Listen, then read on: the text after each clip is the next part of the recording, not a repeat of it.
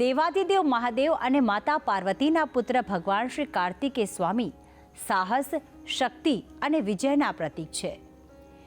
મયુર વાહન પર બિરાજમાન સ્કંદ સ્વામીના નામ સ્મરણ માત્રથી જ ભક્તોના જીવનમાં કલ્યાણ અને સફળતા આવે છે.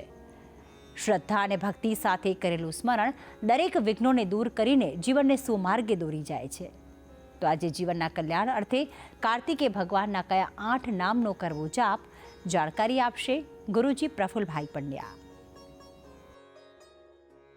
જજાગ્રતો દૂરમુદયતિ દૈવં તદુસુપ્તસ્ય તથૈવૈતિ દુરંગમન જ્યોતિખાન જ્યોતિરેકંતન મે મનઃ શિવ સંકલ્પમસ્તુ. જય ભગવાન મિત્રો, હું છું પ્રફુલભાઈ પંડ્યા. ભક્તિ સંદેશ કાર્યક્રમની અંદર આપનું સ્વાગત છે. દર્શક મિત્રો, આજે મારે ભગવાન કાર્તિક સ્વામી વિશે વાત કરવી છે. કાર્તિક સ્વામીના જે શ્રેષ્ઠ નામ 8 નામ કયા છે, 8 નામથી ફાયદો શું થાય, કાર્તિક સ્વામીનું જન્મને લઈને એમની કથા શું છે, તો સંપૂર્ણ જાણકારી આજના કાર્યક્રમમાં મારે તમને જણાવવાની છે. એવું કહેવાય છે કે ભગવાન કાર્તિક સ્વામી જે છે, કાર્તિકેય જે શિવજીના પુત્ર છે, ગણેશજીના જે ભાઈ છે, ગણેશજીથી મોટા છે, એ છે કાર્તિક સ્વામી. કાર્તિક સ્વામીના સ્વરૂપની વાત કરીએ તો એવું કહેવાય છે કે એક મસ્તક, 2 હાથ અને એનાથી વિશેષ એક બીજું સ્વરૂપ છે, જેમાં કાર્તિક સ્વામીને સડ કહેતા 6 મુખ પણ બતાવેલા છે. કાર્તિક સ્વામીને બીજું સડાનંદ પણ કહેવામાં આવે છે. બીજા સ્વરૂપની અંદર 6 મુખ, 12 નેત્ર, 12 હાથ વાળું પણ એક સ્વરૂપ છે. મયુર ઉપર, મયુર કહેતા મોર, મોર ઉપર જેની સવારી છે એ છે કાર્તિક સ્વામી. હવે રહી વાત કાર્તિક સ્વામીના અલગ અલગ સ્વરૂપો પૂજાતા હોય છે. જેમ આપણે કહીએ ને કે ભાઈ ભગવાન હનુમાનજી મહારાજની વાત કરીએ તો એમના 1 મુખ પણ છે, 5 મુખ પણ છે. કાલી માતાનું 1 સ્વરૂપ છે, 4 મુખ પણ છે, 10 વક્ત્રા, 10 ભુજા, 10 મસ્તક પણ છે. તો ભગવાનના અલગ અલગ સ્વરૂપો અલગ અલગ સમય પ્રમાણે પ્રભુ પણ ધારણ કરતા હોય છે. હવે એ વાત કાર્તિક સ્વામીના જન્મની કથા શું છે એના વિશે પણ મારે આજે વાત કરવી છે. એવું કહેવાય છે કે તારકાસુર નામનો એક રાક્ષસ હતો અને એ રાક્ષસે બ્રહ્માજીની સાધના કરી, તપ કર્યું અને બ્રહ્માજી પાસેથી વરદાન પ્રાપ્ત કર્યું છે. પહેલું તો વરદાન એવું માગ્યું કે બ્રહ્માજી મને એવું વરદાન આપો કે કોઈ મને મારી ના શકે, હું ચિરંજીવી થઉં.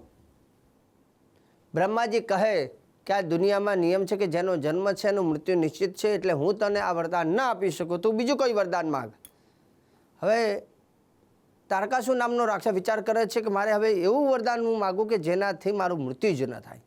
એટલે બ્રહ્માજી પાસેથી એવું વરદાન લીધું કે હે બ્રહ્માજી, મને એવું વરદાન આપો, જો તમે મને અમર થવાનું વરદાન ના આપી શકતા હો તો એવું વરદાન આપો કે શિવજીના પુત્ર દ્વારા મારું વધ થાય. બ્રહ્માજીએ વરદાન આપ્યું છે. અહીંયા એવું કહેવાય છે કે એ રાક્ષસ દેવતાઓને સ્વર્ગમાંથી ભગાડ્યા છે. ઉપદ્રવ એટલો મચાવ્યો છે, ચારે બાજુ હાહાકાર થઈ ગયા. દેવતાઓ બધા ગભરાવા લાગ્યા. હવે શિવજીનો પુત્ર એને મારે એવું વરદાન લીધું છે. હવે શિવજી તો ધ્યાન અવસ્થામાં છે, ઘણા વર્ષોથી શિવ ધ્યાન અવસ્થામાં. શિવજીને જગાડે કોણ? ત્રાહિમામ ત્રાહિમામ ચારે બાજુ થાય છે. ત્યારે બધા દેવતાઓ બ્રહ્માજીને પ્રાર્થના કરે, બ્રહ્માજી કંઈક રસ્તો બતાવો. બ્રહ્માજી પાછા વિષ્ણુજીને મળે છે અને પ્રાર્થના કરે છે કે હવે આપણે શું કરીએ. વિષ્ણુજી એક જ વસ્તુ કહે છે કે બ્રહ્માજી વરદાન આપ્યું છે તો હવે શિવજીને પહેલું તો કે ધ્યાન અવસ્થામાંથી એમને જગાડવા જોઈએ. હવે શિવજીને જગાડે કોણ? સતીના દેહ ત્યાગ કર્યા બાદ એવું કહેવાય છે કે શિવજી ઘણા વર્ષોથી દુઃખી હતા અને એ ધ્યાન અવસ્થામાં. હવે શિવજીને જગાડવાની સાહસ કોણ કરે? અને સાહસ શિવજીને જગાડ્યા બાદ પણ લગ્ન કરવાનું માટે તૈયાર કોણ કરે? એટલે આ બધી પરિસ્થિતિ બહુ ઉત્પન્ન થઈ. ત્યારે એવું કહેવાય છે કે વિષ્ણુજીએ અને બધા દેવી દેવતાઓએ કામદેવને કીધું. કામદેવને કહ્યું કે તમે શિવજીને જગાડો. કામદેવ કે ભાઈ હું ના જગાડી શકું, પણ કહ્યું છે કે જો શિવજી જાગશે નહીં અને જાગ્યા બાદ પાછા શિવજીને લગ્ન કરાવવા, લગ્ન થાય અને એ જે સંતાન થાય એ જ આનો વધ કરે છે. મતલબ આ બધી વસ્તુ અશક્ય છે પણ શક્ય કરવી પડશે. ત્યારે એવું કહેવાય છે કે કામદેવ અને રતિને તૈયાર કરે છે અને કામદેવ અને રતિ શિવજી જ્યાં સાધના કરે છે ત્યાં નાચ ગાન અને સાથે સાથે બાણ શિવજીને મારે છે. કયા બાણ? તો એવું કહેવાય કામ વાસનાના બાણ મારે છે, જેનાથી શિવજીનું ધ્યાન ભંગ થાય. શિવજીનું ધ્યાન ભંગ થાય અને શિવજી લગ્ન કરવા માટે તૈયાર થાય. આ બધી વસ્તુ માટે થઈને દેવતાઓ એક આ પ્રયત્ન કરે છે. અને શિવજી ધ્યાનમાં હતા અને જ્યારે શિવજીની આંખ ખુલી ત્યારે ત્રિનેત્રમાંથી એક અગ્નિ ઉત્પન્ન થઈ, જેને ક્રોધાગ્નિ કહેવાય, અને કામદેવને બાળીને ભસ્મ કરી દીધા છે. અને ત્યારે એમના પત્ની કામદેવને એવું કહે, શિવજીને પ્રાર્થના કરે છે, દેવતાઓને કહે છે કે મારા પતિદેવનું મૃત્યુ થયું તમારું કાર્ય કરવામાં. ત્યારે દેવતાઓ અને બ્રહ્માજી અને વિષ્ણુજી શિવજીને પ્રાર્થના કરી ક્ષમા માગે છે અને કહે છે કે હે ભોલેનાથ, આ સૃષ્ટિના તમે તો દાતા છો, તમે સૃષ્ટિના રક્ષયિતા છો, તમે પાલયતા છો, અને આ સૃષ્ટિ ઉપર તારકાસુર નામનો રાક્ષસ બહુ જ ઉપદ્રવ મચાવે છે. હજારો લાખો નિર્દોષ વ્યક્તિઓને માર્યા છે અને એનું મૃત્યુ થાય એ માટે પ્રભુ તમારી આરાધના કરીએ છીએ.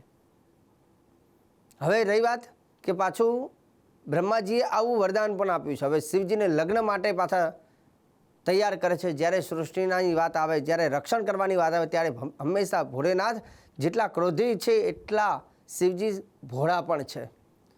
શિવજી અહીંયા તૈયાર થયા છે અને શિવજીના બીજા વિવાહ, પહેલા વિવાહ થયા હતા સતી સાથે, બીજા વિવાહ થયા પાર્વતી સાથે, જેમાં હિમાલય રાજ મેનાની દીકરી જેને પાર્વતી કહેવામાં આવે છે. એટલે શિવજીના બીજા વિવાહ પાર્વતી સાથે થયા છે. અને ત્યારબાદ એવું કહેવાય છે કે એક દીકરા સંતાન ઉત્પન્ન થયું, જેનું નામ છે કાર્તિક સ્વામી. અને કાર્તિક સ્વામીને દેવતાઓના સેનાપતિ બનાવવામાં આવ્યા છે. અને સેનાપતિ બનાવ્યા બાદ એ કાર્તિક સ્વામીએ તારકાસુર નામના રાક્ષસનો વધ કર્યો છે. અને એ રાક્ષસનો જ્યારે વધ થયો ત્યારે દેવતાઓમાં આનંદ થયો, જય જયકાર થયો. અને કાર્તિક સ્વામીને પૂજાનું વિશેષ મહત્વ વધ્યું છે. કાર્તિક સ્વામીની આરાધના આમ આપણે જોઈએ તો ભારત દેશમાં પણ સાઉથમાં ખાસ કરીને કાર્તિક સ્વામીની વિશેષ પૂજા કરવામાં આવે છે. અને કાર્તિક સ્વામીની પૂજાના અમુક ચમત્કારી મંત્ર, અમુક વિધિ વિધાન પણ હોય છે. અને એમાંથી હું આજે કાર્તિક સ્વામીના 8 નામ કહીશ. અને 8 નામ બોલવાથી એનો શું લાભ થાય છે એ પણ તમને જણાવીશ. એવું કહેવાય છે કે નિત્ય રોજ સવારે 8 નામ બોલવાથી લાભ શું થાય છે? તો 8 નામ પહેલાં તો કયા એ પણ જાણી લઈએ. નમસ્તે, હું પહેલાં શ્લોક કહું છું, પછી એના 8 નામની તમને વિસ્તારથી માહિતી આપીશ. નમસ્તે પાર્વતી પુત્ર, નમસ્તે શક્તિધારિણી, નમસ્તે દેવસેનાપતે, નમસ્તે તારકાંતક, નમસ્તે સન્મુખ સ્વામી, નમસ્તે મયુરવાહન. તો આ ભગવાન કાર્તિક સ્વામીના નામ છે. સાથે સાથે બીજા શ્લોકમાં પણ કહ્યું છે કે નમસ્તે સ્કંદ દેવેશ, નમસ્તે શંકરાત્મજ. એવું કહેવાય છે કે આ 6 નામ બોલવાથી ફાયદો શું? તો જ્ઞાનમ દેહી, બલમ દેહી, વિજયામ દેહી મે પ્રભુ, શત્રુનાશમ કુરુમ દેવ, ભક્તિ દેહી સદાશિવ. જે વ્યક્તિ કાર્તિક સ્વામીના 8 નામ નિત્ય બોલે છે તો કાર્તિક સ્વામીના આશીર્વાદ મળે છે. મિત્રો, ખાસ કરીને દક્ષિણ ભારતમાં જોવા જાય ને તો ત્યાં કાર્તિક સ્વામીને અયપ્પા તરીકે પણ ઓળખવામાં આવે છે. સદાનંદ, સ્કંદ, કાર્તિકેય, સ્વામીન આવા શબ્દથી પણ કાર્તિક સ્વામીને ઉલ્લેખ કરવામાં આવે છે. જેમ ભગવાન ગણેશજીની આપણે અહીંયા આરાધના કરી છે તેમ વિશેષ પ્રથમ સ્થાન કાર્તિક સ્વામીનું છે. અને એવું કહેવાય છે કે કાર્તિક સ્વામીની આરાધના કરવાથી ફાયદો કે વિજયી ભવ. જે વ્યક્તિને યુદ્ધની અંદર વિજય પ્રાપ્ત કરવી હોય અથવા પોતાના જીવનમાં દરેક કાર્યમાં સફળ થવું હોય તો કાર્તિક સ્વામીની આરાધના કરવાથી સફળતા મળે છે. કાર્તિક સ્વામીના જ્યાં જ્યાં યુદ્ધ થયા છે કોઈ દિવસ હાર્યા નથી. તો પહેલું તો કે વિજયી ભવ, યુદ્ધના ધોરણમાં વિજયની પ્રાપ્તિ થાય, જીવનમાં સફળતાની પ્રાપ્તિ થાય. એની સાથે લખ્યું જ્ઞાનમ દેહી, બલમ દેહી, જ્ઞાન અને બળની પ્રાપ્તિ થાય છે. શત્રુનામ નાશમ કુરુ દેવ, શત્રુઓનો નાશ થાય છે અને શિવના ભક્ત બનાવે છે. હવે 8 નામ કયા છે એ પણ આપણે જાણી લઈએ. અને સવારે ખાલી શું કરવાનું, ખાલી 8 નામ બોલવાના રોજે રોજ. તો એનાથી કાર્તિક સ્વામીના પણ આશીર્વાદ મળે છે. અને 8 નામ બોલતા કેટલી વાર લાગે? 30-40 સેકન્ડ કદાચ.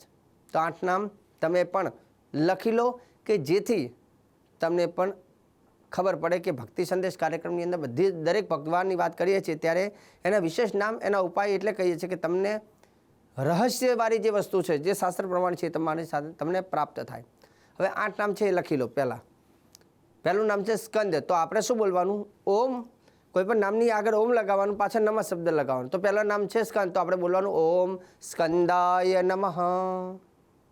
બીજું નામ છે ઓમ શંકરાત્મજાય નમઃ.